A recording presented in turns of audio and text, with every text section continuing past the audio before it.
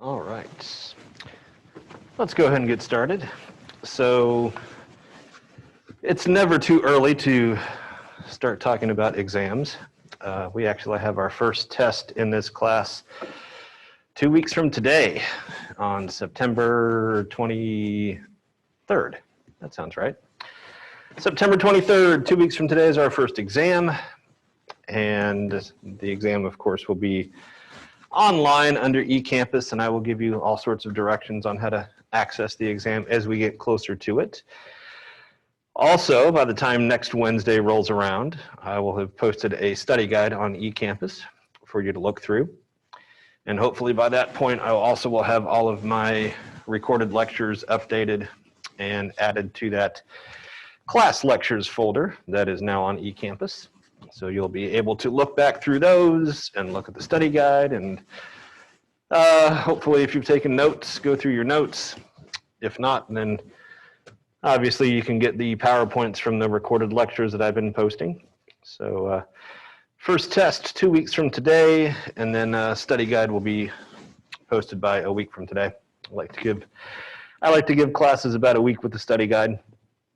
So that's one announcement. Was there another one? Oh yeah, Friday we're going to do a Zoom only class. So if you're planning on coming to Harrington, that's where we are, Harrington on Friday, please don't. We'll just do Zoom only, but I will still talk about whatever is left from this chapter and maybe even do a little bit of an intro to next week's information. So Friday will be Zoom only, so please don't come to our classroom. But I will be back here all next week, Monday, Wednesday, and Friday of next week. I'll be in person since a week from Friday's class, whatever it is, the 18th will be our last Friday before the exam. So want to make sure folks who want to come face-to-face and chat with me about any kind of issues they see on the study guide or issues they've seen from their notes can do so. So no in-person class this Friday, the 11th, Zoom only, but again, you know, same as we did a couple of weeks ago. I'll be on Zoom at the regular class time, and I'll talk about stuff like I normally do, and you will feel free to add stuff to chat like you normally do. So we'll keep it as normal as possible if this class is normal at all. All right, let's get back to the lecture here. Talking about mandates, and we talked about how most everybody, wow, that's a powerful microphone, how most everybody in this class, except for me anymore, is now part of this coveted demographic, the 18 to 34-year-old demographic. And look, these numbers are rather arbitrary, right? It's not like if you're 35, advertisers suddenly stop getting interested in you, or if you're still just 17 that advertisers aren't interested. I mean, look, it's about 18 to about 34 because like we talked about on Monday, this is the age group that, you know, the lower end of that age group, the 18-year-olds are still oftentimes relying on money from their parents. So they're not so much targeting you as they are targeting you to talk to your parents about all of these wonderful products that you can't live without. And once you get into your mid to late 20s and early 30s, you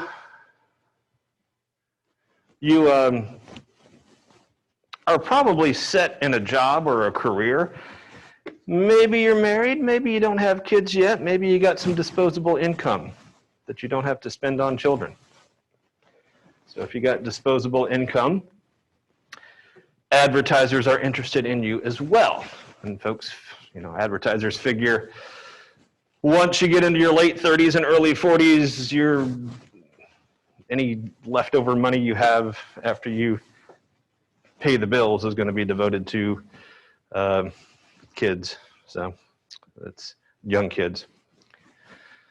So moving on, more information with commercial mandates. How are commercial media deemed successful? Obviously, ratings. And the Nielsen ratings, which we'll talk about throughout this semester. And if you've ever been lucky enough to be a part of a Nielsen family in the old days where they gave you a a box to connect to your TV so they could find out what the average American family was watching in prime time. And that's oftentimes how ratings were determined. And I still feel guilty about this years later. Sometimes Nielsen would just send you a journal in the mail, and they would ask you to pretty please write down in your journal what you watched on a regular Tuesday night, Wednesday night, what you watched on TV. And usually as a little bit of an incentive, they might send you a little cash. And I remember one time, probably at least 7 or 8 years ago, Nielsen sent me a journal, and they sent me 5 crisp $1 bills. And no, I know, I almost retired right then and there on the spot. I kind of lost the journal, so I pocketed the $5 and probably went to Starbucks with it, knowing me. And I never did record the journal, so I owe Nielsen a huge apology for pocketing their money and not finishing the journal. But I probably would have skewed their research anyway, because, you know, back during that time, as soon as 8 o'clock or 9 o'clock rolled around, I just put it on Adult Swim and graded stuff and then fell asleep on the couch. That was pretty much my TV viewing. And honestly, that's what happened last night too. So nothing has really changed over the past 7 or 8 years. And I don't know that Nielsen would have found my information that rewarding to their research. But for the most part, that's how ratings were determined. What was the average American family watching in prime time? Obviously, we have pay channels, HBO, Showtime, Cinemax, the big ones there, that still rely on your subscriptions. And anymore, the goal of HBO and Showtime and all of those are not to get you so much to subscribe, it's to make sure you don't unsubscribe. And as I lamented on Monday, anymore I kind of forget what day of the month Netflix takes money out of my checking account. I probably would have just canceled Netflix months ago because I don't watch it much anymore. I just watch Hulu and Prime. But, you know, you peek at your bank account one day and you see that $12.99 gone. It's $12.99 I can't spend at Starbucks anymore, since that's pretty much the only place that's open. But I still pay Netflix, and I still don't really watch any of their material. And that's what HBO and that's what Showtime are counting on as well. Now, if you spend a lot of time watching those services and you are dissatisfied with the content, then yeah, you know, you're going to care enough about your $13, $25, whatever it costs to get HBO or Showtime.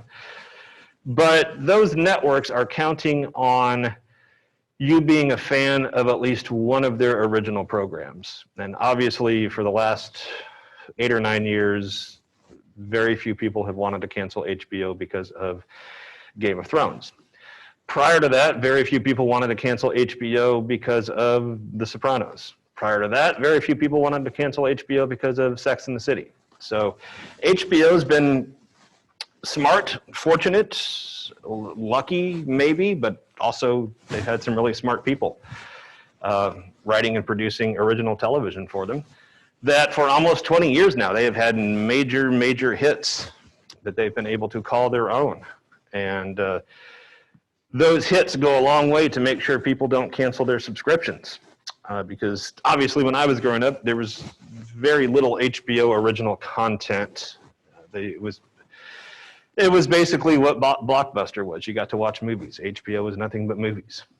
And there were no original programs on HBO. And then HBO, once, you know, the popularity of home movies and DVDs, people buying DVDs for the library came about, HBO decided, you know what, we got to do something other than just show movies, because people now go to Best Buy and Barnes & Noble and they buy DVDs and they have their home movie library. We got to try something different. And then HBO started writing and producing their own, sometimes half-hour shows, sometimes hour-long shows. And eventually with, like I said, there were some hits and misses along the way, but eventually they hit it really big with Sex and the City and The Sopranos. and then on to Game of Thrones as well. So that's one way to make sure people don't unsubscribe. Because yes, once you subscribe to something and you set up your payment system as, yeah, sure, just take $25 from my checking account every month on the 8th. I'll remember, it's the 8th. And then the next 8th rolls around and you've totally forgotten on what day they're taking those $25 from you. So subscriptions, and really today, fewer canceled subscriptions, because they figure once you subscribe, they gotcha. You will forget to unsubscribe.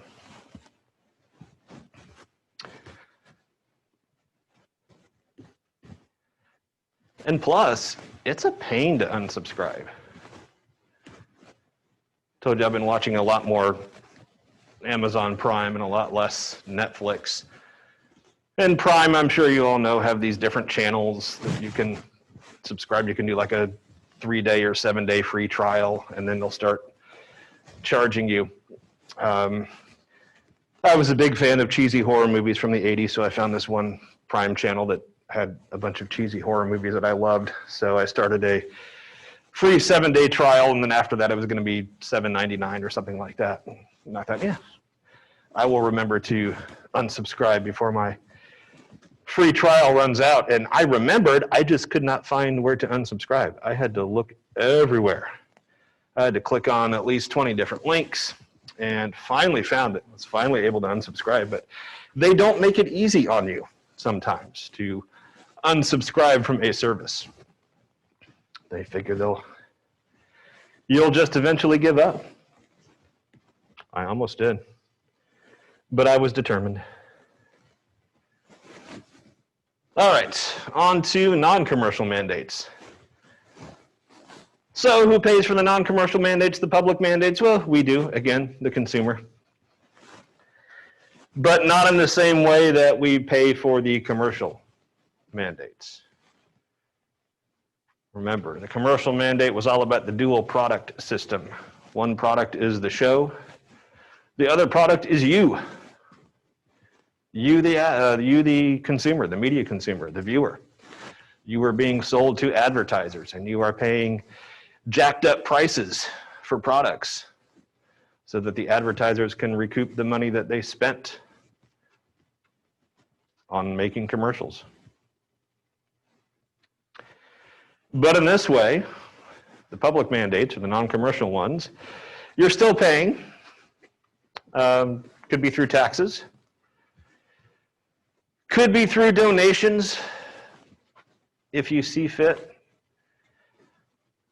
And if you've ever watched more than a few hours of PBS at night, you know eventually usually some local PBS anchors will pop in and do a quick 5-minute spot and talk about all the wonderful entertainment that PBS provides. And hey, if you want to keep that wonderful entertainment going, you'll give us a call, or you'll go to this website and you'll give us whatever you can. And if you give us at least a little bit, look at these wonderful coffee mugs that we have for you that have PBS on them, maybe a tote bag, right? This fine merchandise can be yours if you just donate a little bit. And it certainly works, right? It certainly works because PBS is still chugging along. So we're still paying for that. And as far as who pursues public mandates, usually radio and TV. And if you remember, the public mandate, the main reason it is a public mandate and not a commercial mandate, or a non-commercial mandate, not a commercial mandate, is because these public stations are charged with serving the people, with education, information, and here's where it gets a little tricky, high quality entertainment. Needless to say, that can be a bit of a difficult job for public broadcasting stations. Why is that?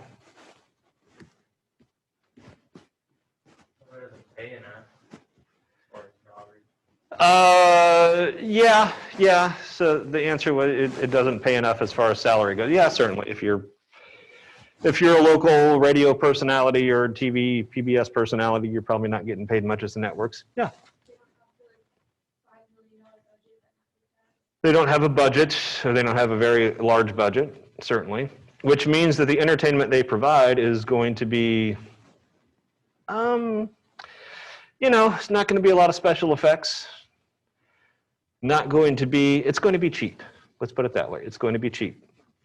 So oftentimes you'll find recordings from the Metropolitan Opera House that they can afford, Broadway plays, Shakespearean plays that come on the cheap. But also, if your goal is to serve the public and entertain the public, that's really, really difficult because the public disagrees on a lot, especially when it comes to entertainment. And I can certainly remember growing up as a kid, and you had Sesame Street and other kids shows in the morning, and then Mr. Rogers kind of took over, and then there was, in the afternoon and early evening, it really turned into more of a, there was a show called Masterpiece Theater where a delightfully charming British guy who was at least 75 or 80 when he was hosting the show, always dressed very dapperly. He would introduce different stage productions from around the world, and you'd watch, again, these operas or plays, Broadway plays. So it was kind of more highbrow entertainment, and some folks liked it and some folks didn't, right? A lot of folks loved PBS because they got to plop their kids down in front of Sesame Street and Mr. Rogers, and that kind of served as a babysitter for a while the adults went and, actually did some work around the house. And then when the nighttime came around and there was no Sesame Street or Mr. Rogers, they're like, I don't want to watch a Shakespeare play. I mean, I appreciate it, but I'm not really an opera fan, so I don't turn the channel. So PBS got kind of criticized a little bit for just directing their entertainment programming to a very specific demographic, usually older and wealthier.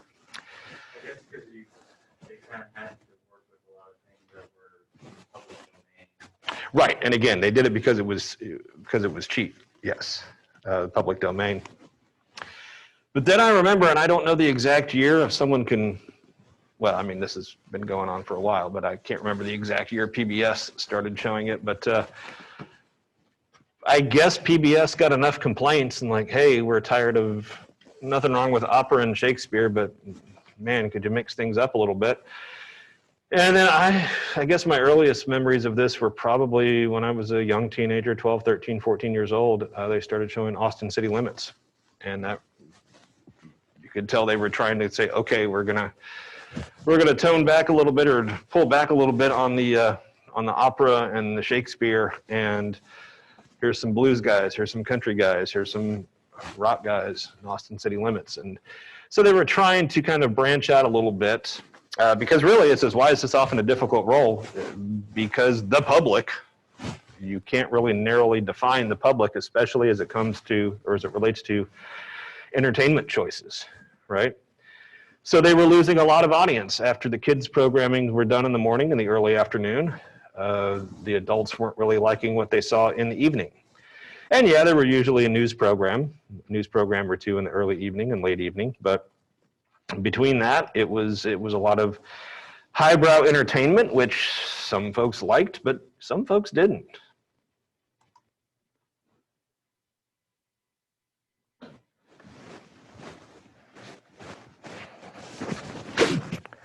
Sorry, I feel like my mic is extra noisy today. Okay, see if that's better. So, other non-commercial mandates, we had the public mandate. Now we have a mixed mandate. And these last couple of mandates, the mixed mandate and the next slide which talks about do-it-yourself and community mandates and all of that, these are reaching much more tailored, narrow-casted, specific audiences. And oftentimes, especially with a mixed mandate, it can be a bit of public and a bit of commercial support as well. So taxes, donations can help fund mixed mandates. But also so can advertising, but oftentimes it's advertising for local businesses. You're not going to get a lot of national businesses advertising on a mixed mandate type of station. And this could be a radio station that is perhaps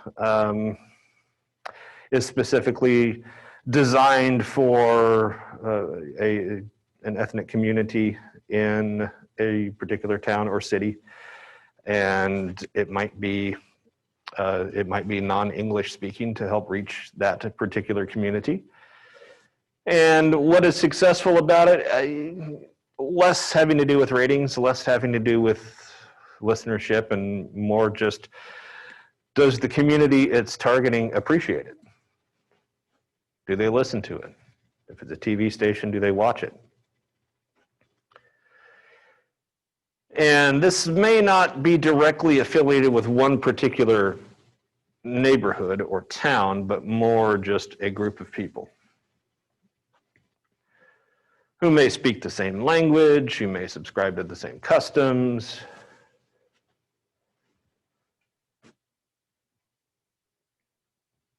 And again, you might find some advertisement, you might find some commercials on this particular station, but more or less they're going to be for local businesses, right? And I don't know about you, there is nothing more entertaining than commercials for local businesses. I guess my favorite are always car dealerships. Car dealerships have a wonderful way of advertising because they certainly want to reach all members of a community, because all of us buy cars. So it's the least offensive type of advertising, but they also want to make it inclusive. And one thing I notice with car dealerships, that they always want to tell the customers of a particular town that, you know, you're our family, everybody's family. Come buy a car from us because we have been your family car dealership now for 30 years or 50 years or 75 years. And that's oftentimes the kinds of advertisements. I mean, you'll certainly find these on broadcast networks as well, but that's definitely the kind of advertising you'll see on more mixed mandates. We got some chat action here. Defense attorneys, yeah. Furniture ads, yep. Yeah, defense attorneys are good too. Of course, defense attorneys use billboards quite effectively as well. I swear, every town I've lived in, I think one of the few memories I have of every town I've lived in is who is the defense attorney that serves that particular community. And all the billboards are the same. Have you been injured in an auto accident? Yeah. Yeah. And that's his phone number? Yes. Yeah. 444-4444? Yeah.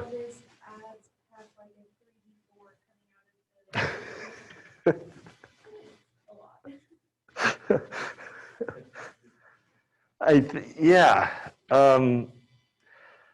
Well, that's the thing. All injury attorneys seem to have a very memorable phone number. It's either all one number like 444-4444, or it's 587 sued or something like that. Or yeah, hey, I mean, look, we can poke fun at their advertising, but it clearly works, right? It clearly works, or they wouldn't do it. And if you've ever driven by the, like when I was living in Baton Rouge, yeah, the Texas Hammer, is that who you're talking about? Yeah. Oh, okay, so your guy's in San Antonio, the 444 guy, but the Texas Hammer, is that in Houston? Okay. Yeah, I thought I was driving through Houston one time, maybe in the, like toward Baytown, and I saw the Texas Hammer sign or something like that.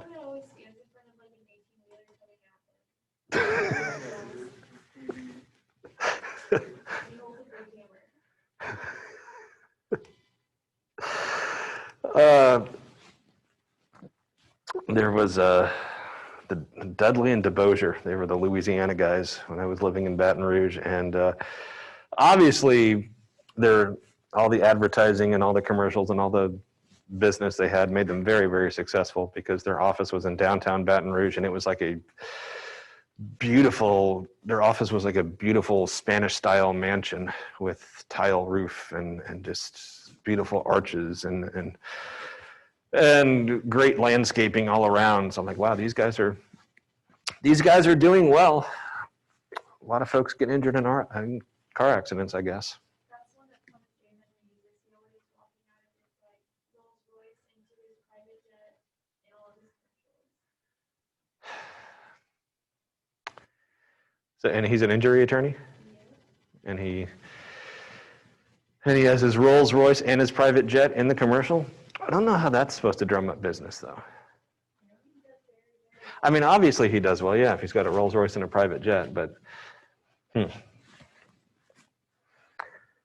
well. So this is the other kind of non-commercial mandate I was talking about, sometimes called a do-it-yourself or a community or an alternative. Even more specific than serving an ethnic community. This would be more like serving a particular neighborhood. Maybe a crime watch for a particular neighborhood or some sort of social gathering, a farmer's market or something like that. Could be advertised on this. Very, very low frequency. If it's a radio station, and if you remember the term cable access programming, and you would only really remember the term cable access programming if, and I realize I'm dating myself here, it's been over 20 years, but Wayne's World, the fantastic Mike Myers and Dana Carvey skit from Saturday Night Live that eventually spawned 2 or 3 different Wayne's World movies. They were a community access station, so very, very low frequency. Usually could not pick up a cable access station outside of your hometown or your own neighborhood, and even if you could watch it, it was a very staticky kind of signal, so it wasn't the best viewing option. But again, something that we'll talk about. Local happenings in a neighborhood or a community. They even say YouTube in its early days kind of had this community mandate where folks could just post whatever they wanted, you know, within guidelines, of course. But that's what made YouTube so popular 15 years ago, was you could just shoot some video and upload it. And if you look at the earliest YouTube videos, I mean, they were basically kind of amusing, but mostly nonsense stuff, like some dude going to the zoo and a kid sitting in the back seat of his parents' car, still loopy on medication from his trip to the dentist. I mean, it's just stuff that we laugh at and chuckle at and we can all relate to. And as you can see there, how do we determine if something is successful? Again, for these kinds of mandates, it's much less to do with ratings. It's much less to do with amount of money. If you have a cable access show, you are probably doing it for the love of broadcasting. You're probably not doing it for the money. Now, maybe you can get a local pizza place or a local bar to throw a few bucks your way if you mention their name and address and business hours during your show. But again, if you have a community access or cable access kind of show, then you're doing it for the love of broadcasting. You're certainly not doing it to get rich, and you're not even doing it to make a living. This is something you will do in your extra time, your spare time, when you're not at your real job.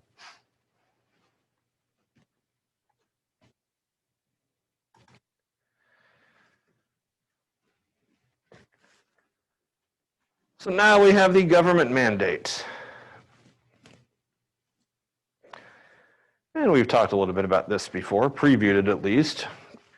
This is where you have the government with almost complete control over the messages that get out to the public. Certainly when it comes to news broadcasts.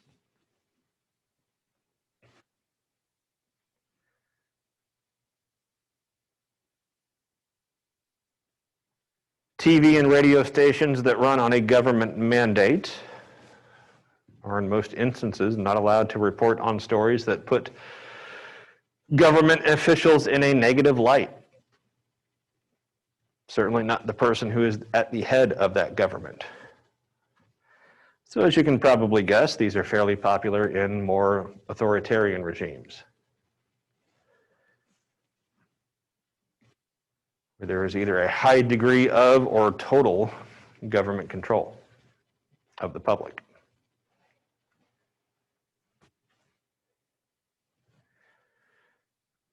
It serves the public, but it doesn't serve the public well.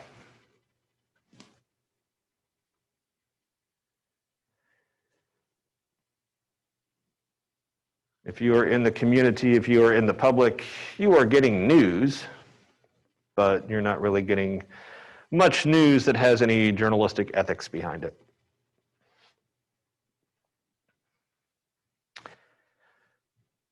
And if it's not a news program, if it's an entertainment program, then those entertainment programs are going to be heavily edited.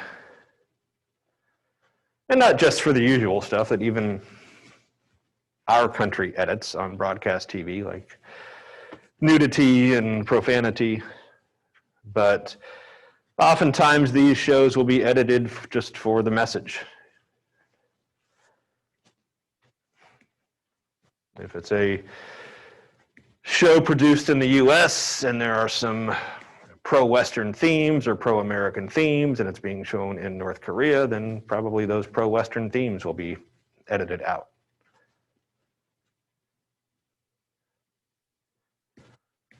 So even the entertainment programming is heavily edited. But of course the public pays for it. Certainly by taxes, but sometimes with even more nefarious means. So the public is paying to be misinformed, but I guess they don't know they're being misinformed, which is an odd way to look at it. Odd but accurate way to look at it.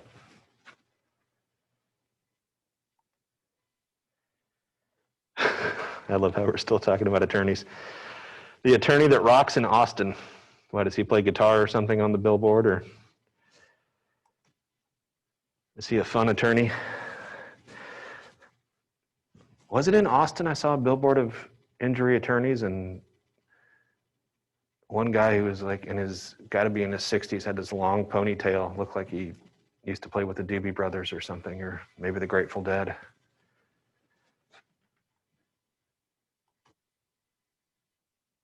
He has dreadlocks. Okay. All right. He does know how to party.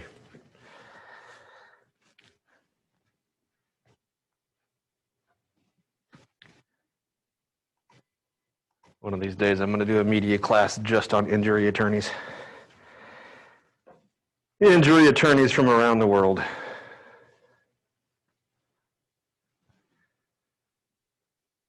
There's another one out of New Orleans named Morris Bart.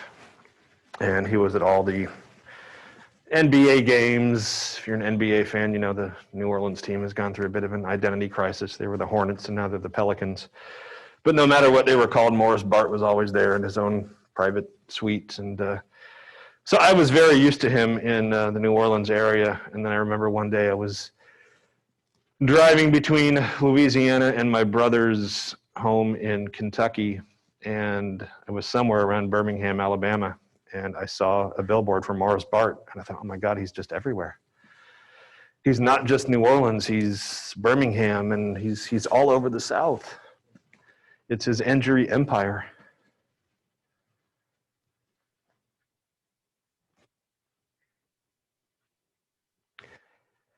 So when is a government mandate successful?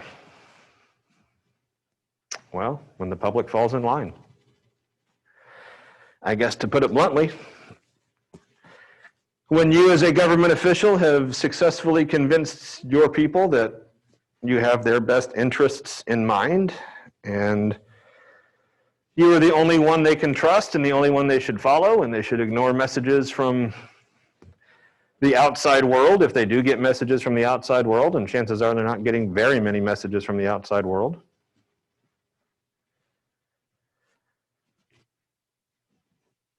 Because if you have convinced your people that you are the only accurate source of information, then you're probably not going to get a lot of dissent. Probably not going to get a lot of people who want to vote you out if you have fair elections in the first place, which obviously a lot of autocratic regimes do not. And you also probably don't have a lot of folks who want to overthrow you.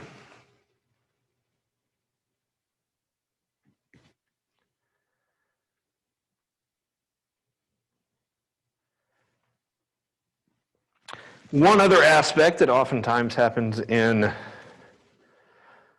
countries that have a high degree of government control is that sometimes your internet gets messed with a little bit. Sometimes it's a little bit slow, and I'm not even complaining about Suddenlink. For the first time in a week and a half, I'm not complaining about Suddenlink. But in some countries that are run by autocrats, you may have very, very slow internet. You may not be able to access certain websites that might provide different information from what the government wants you to see. You might not be able to provide or to access even entertainment websites. And then some days you might wake up and find that you can't access the internet at all. A little bit of an internet shutdown for a few days. And you've read about this happening in countries where folks are revolting against their leaders or planning revolts, and oftentimes these messages about revolution are being shared on social media, on Twitter, on Facebook. So if folks in these countries wake up one day and they can't access Facebook and can't access Twitter, well, there's a point behind that from the government.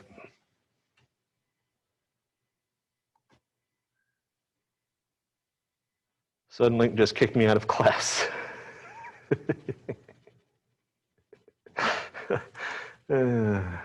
Yeah.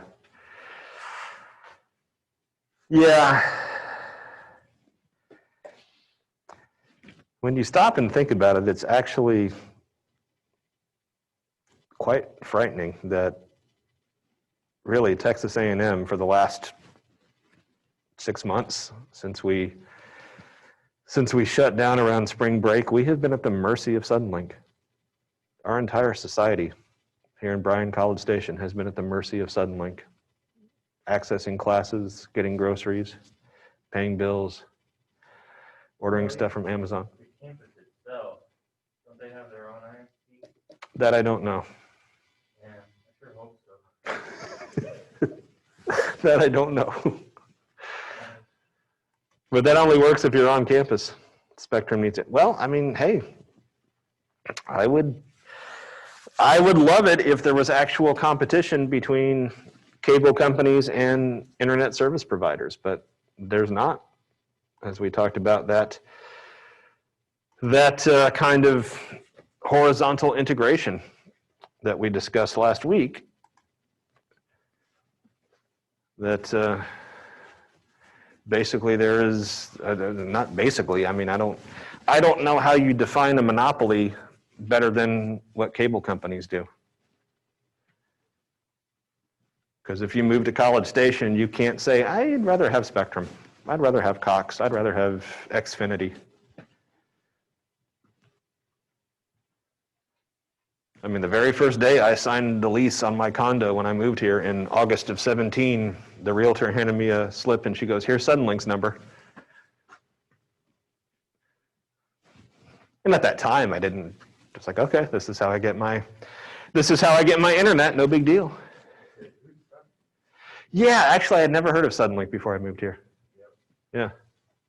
So I don't know, how far do they branch? Are they basically just to Texas? I don't know, but it can't be that big. Yeah. Like, do folks in Houston have Suddenlink? Dallas? San Antonio? No? Not now.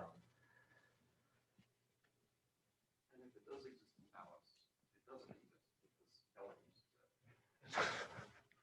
Kelly uses it. The Spectrum in Dallas? I have Spectrum. Oh, yeah. What's that? I have Spectrum. Yeah.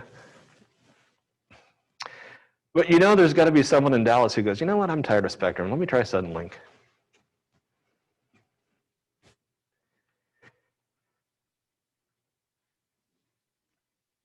So we'll go over one more slide here today.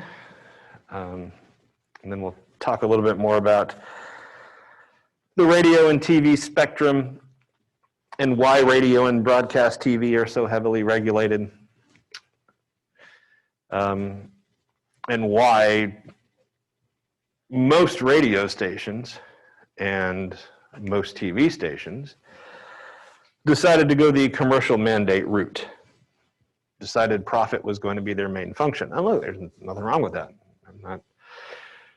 We've gotten some pretty good entertainment over the years from radio stations and TV stations that have served a public mandate. I'm sorry, a commercial mandate rather. And we've gotten good in entertainment from public mandates as well. I have to admit, I do watch PBS a lot more at night because of Austin City Limits. Or I used to when I had cable before I got into a fight with Suddenlink.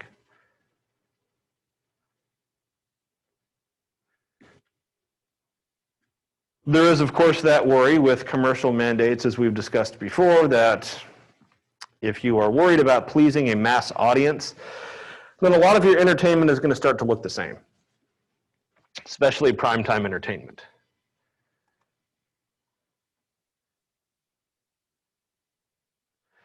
Suddenlink is an authoritarian force. I don't know. I mean, sometimes when I'm at home and I'm even trying to access Howdy, and it takes like 20 minutes just to get to the Howdy login part because my internet is running so slow, I sometimes wonder.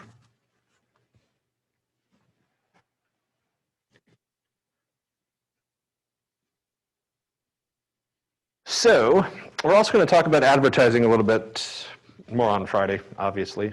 But this, what you're looking at, is a fairly detailed, I kind of like this. I searched for the perfect image online, and this is a pretty good illustration of the electromagnetic spectrum, where the radio waves exist and where our broadcast radio and broadcast television signals exist in thin air. Who owns these waves, so to speak? Well, technically the public owns them, but they are regulated and run by the government on our benefit, on our behalf. So if a broadcast TV or broadcast radio station wants to serve a particular community and start running a station, start airing content, they have to get the okay from the government, and the okay will come from the FCC. They have to get a license with the FCC, the Federal Communications Commission, in order to air their programming, whether it's radio or TV. And again, this is a broadcast. Not satellite radio, not pay radio, and not cable or subscription television. We're talking the broadcast here. And since this spectrum, so to speak, belongs to the public, it is heavily and highly regulated for content. Which means it has to be pretty much inoffensive to your average American audience. Which is why, if you were Howard Stern in 1998 and 1999, you had to be very, very cautious of what you said over broadcast radio, or the FCC would come after you and fine you. technically find the station.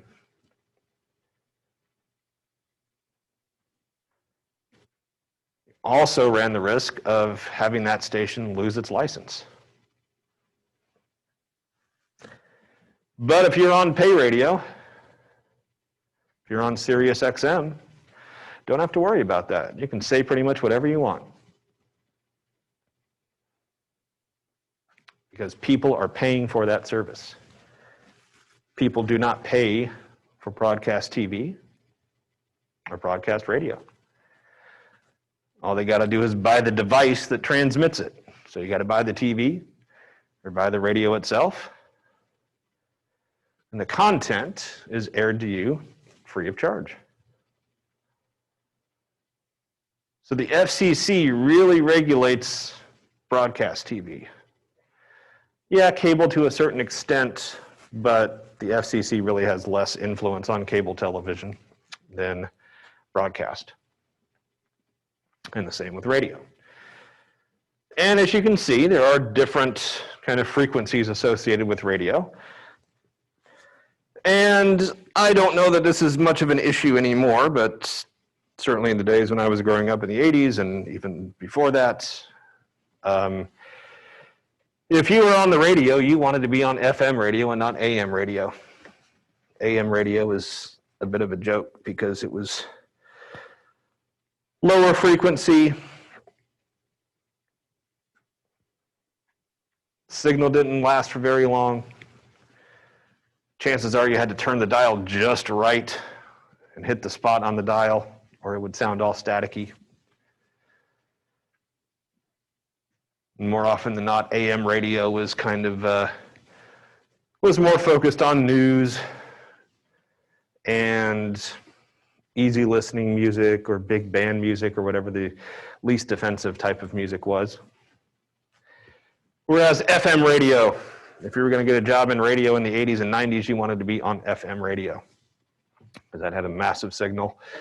Oftentimes went far beyond just your hometown from wherever you were broadcasting and could cover entire portions of a state, entire portions of a major metropolitan area. And if you were a big-time musical artist, you obviously wanted your music played on FM radio, not AM radio, because FM radio was where all the top 40 stations were that played the biggest hits. And you can look at TV as well. TV is up a little bit stronger signal under UHF. AM, I think, can also be directed towards talk show. Yeah, AM used to be, so it's kind of funny. AM, when I was growing up, nobody wanted to listen to AM radio because it was just a bunch of boring people talking about the news. Then, oh my, 15 years later or so, talk radio exploded. And now everybody wanted to hear people talk about the news, but the way AM radio talked about the news was not opinion-oriented. It was just, here are the stories, and here's how the Republicans feel, and here's how the Democrats feel. And we're not going to take a side, but just here's all the information that you need. But then when folks like Rush Limbaugh decided that opinion-based radio was the way to go, that took off. Love him or hate him, he started something huge as far as talk radio, and now we can't get folks to stop talking. But it's much more opinion-based now than it was when it was just kind of strictly an AM radio format. All right, I think that's a good place to stop. Any questions?